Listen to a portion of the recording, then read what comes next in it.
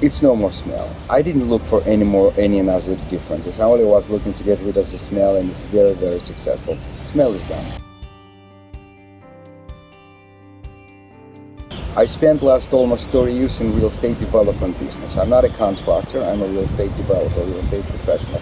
I have huge experience with the contractors. And all these 30 years I was under impressions, and it's two types of contractors, bad and worse.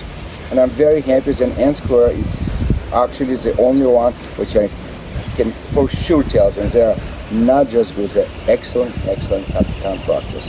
From the day when guys will arrive to the work, first thing what they're gonna do is they will put this red cone right around their truck to make sure and everybody around them safety.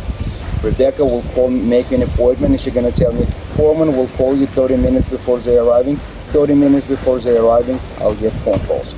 2 months in advance, months in advance, as we were going through scheduling, whatever dates was promised to me, this is the days when your contractors came. And it was a few different steps. First they had to clear the crawl space, then they had to do floor stabilization, then they had to do actually encapsulation. So everything what was scheduled 2 months in advance, it was exactly day and a time as was promised to me. This is the most excited for me, promising and delivering.